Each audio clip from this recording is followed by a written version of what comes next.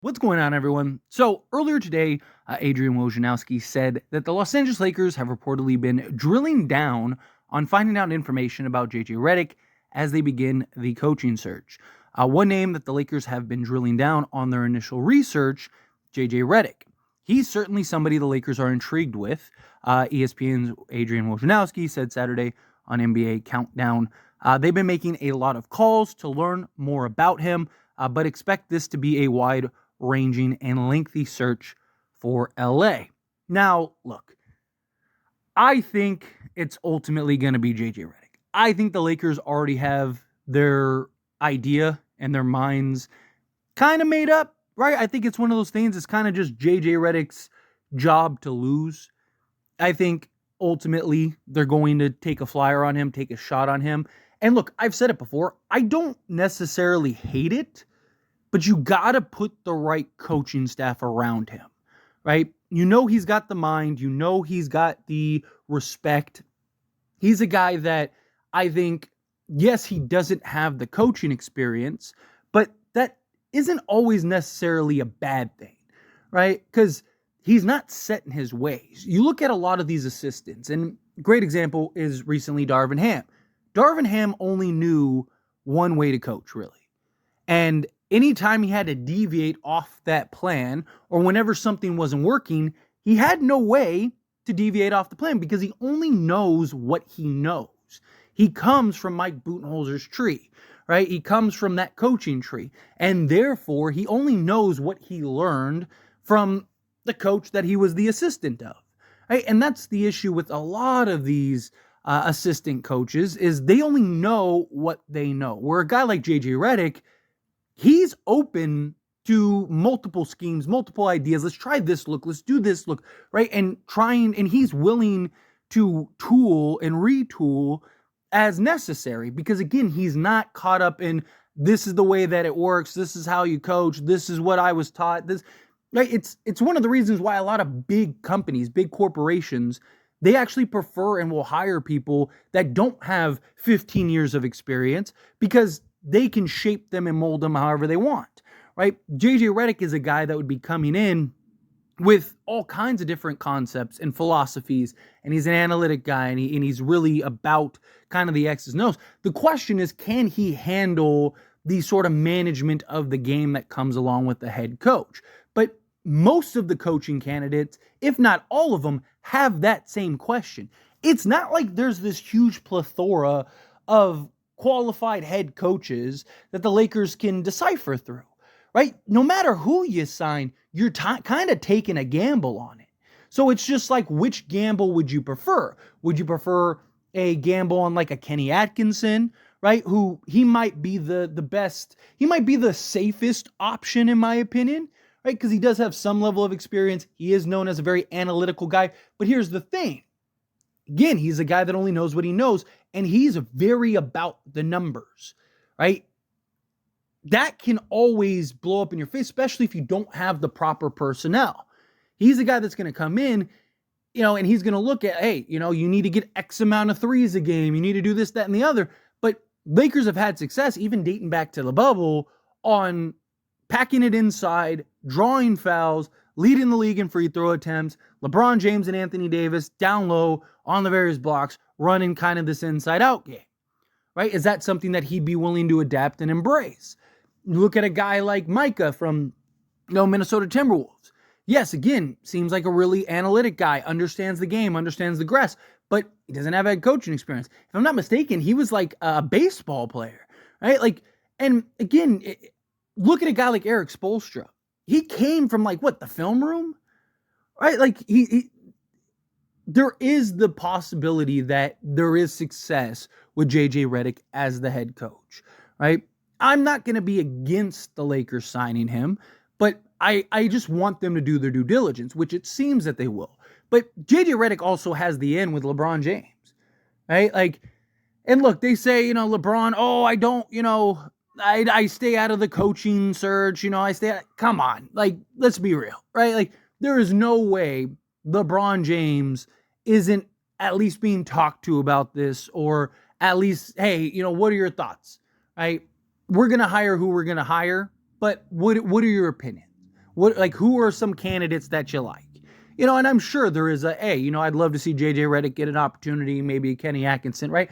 I'm sure the pool of coaches that the Lakers have on the list of candidates that they are going to interview next week, which we got news, was it yesterday or the day before, that the Lakers have like a handful of coaches. I think it's like 5 or 6 coaches that they're supposed to interview. And I'm sure LeBron James had some say in that.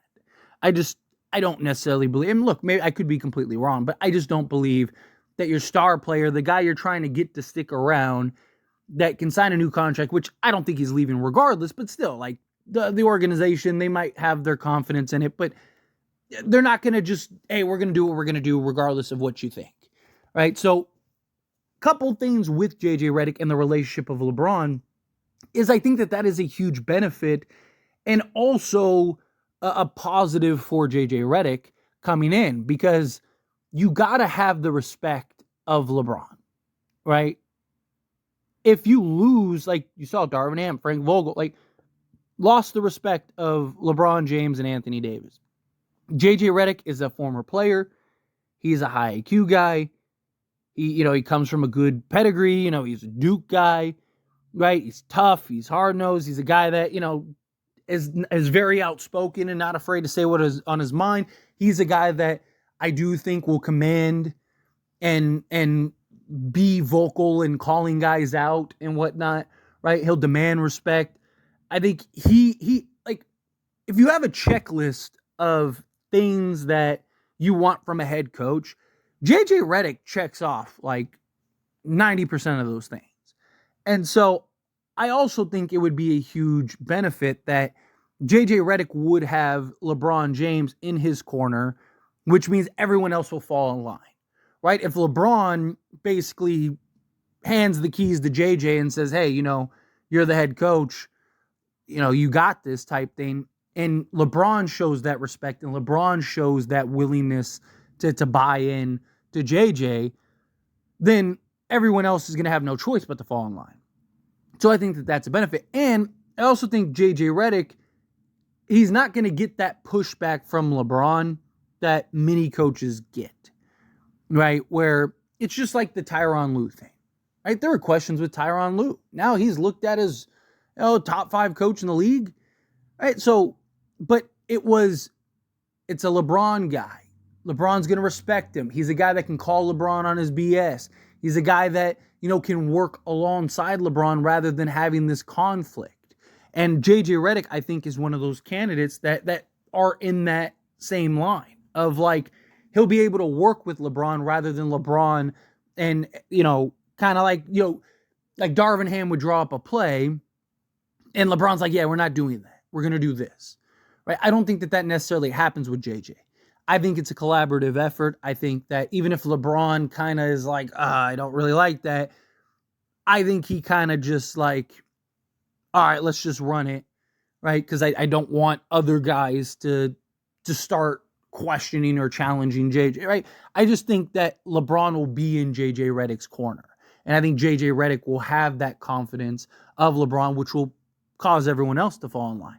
But again, to me, it ultimately boils down to who else is on that bench, right? I mean, you look at the coaches and the options that were out there. Like, some are already gone, right? Like Jason Kidd signed an extension. Mike Budenholzer just went to the Phoenix Suns. You have Charles Lee went to Charlotte, right? So it's getting thinner and thinner. But to me, it's like, okay, JJ Redick, if he's the head coach, he comes in.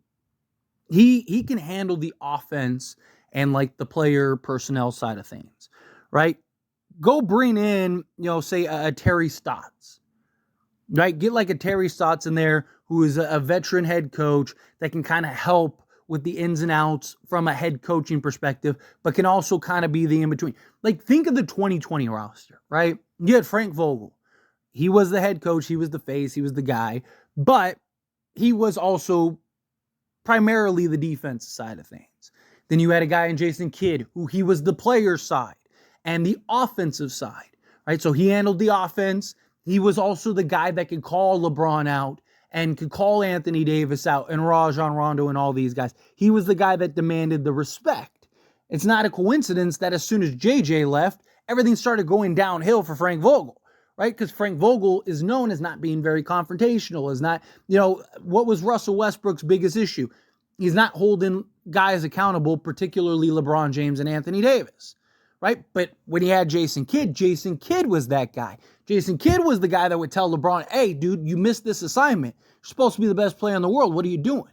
Right? Like, you need somebody that can do that. Okay, well, you got JJ Redick. JJ Redick can handle that. JJ Redick can kind of be our Jason Kidd, but he can also be the head coach and the face and whatnot. You go get that guy on the bench, get that defensive specialist, right? Like I said, Frank Vogel was defense, Kidd was offense. Then you had Lionel Hollins, which was that middleman, right? A little bit of offense, a little bit of defense, right? Another head coach with a good mind, was well respected, right? Like he was kind of the balance between Kidd and Vogel, right? I think you need to get a very similar bench. And then also you had Phil Handy, which I would bring him back as well, right? Because again, he's another guy that has a relationship with these players and has a relationship with LeBron. I mean, going back to Cleveland and whatnot, like, I just think that this is, like, you need to build and structure the proper coaching, the new Avengers of coaching staff for the Lakers. So, fine, put JJ Redick at the helm.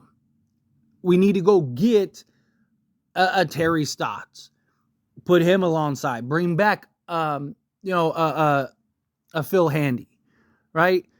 Maybe you can you pry away a Kenny Atkinson or, an Adelman or, a Micah from one of these teams to kind of help with some of the analytics and the offensive side and, and start putting and piecing together a very talented coaching core to really help support and be and act as a foundation for JJ Redick. That's what I think the best approach is. But again, there's just so much smoke going on with JJ being the Lakers head coach. Eventually once you see a big enough smoke signal, like, okay, it's coming. I mean, even Jovan Buha talked about how he believes that the Lakers are going to go with JJ Redick. It's just every day there's a new report from somebody that's very credible saying like, hey, JJ Redick is probably the guy for the Lakers. So it just seems like that's going to end up being the case. But anyway, as always, this is a discussion. Best question on you. Let me know your thoughts and opinions down in the comments below. What do you think? How do you feel? What are your thoughts? Are you okay with JJ Redick? Do you think no? If not, like, who else would you replace? Again, all these guys are gambles. Like, literally, all these guys are gambles. It's just which gamble would you rather take? JJ Redick, I think, has the most upside and potentially the most longevity. Right? If JJ Redick is right and you hit right on JJ, then, I mean, you could be talking about, a Greg Popovich in the sense, not in accolades or, coaching pedigree, but more so I'm talking on the longevity, right? Where now you got your head coach for the next 20 years, right? And you don't have to keep going through this coaching carousel over and over. But again, how you feel, whatever your thoughts are, love to hear it. Let me know down in the comments below. That being said, if you haven't liked this video, hit that like button. Helps me a lot. We enjoy these types of videos, and I truly appreciate it. Not subscribe to the channel, hit that subscribe button. Turn on the bell notifications. Appreciate y'all. See you in the next one. Thank you.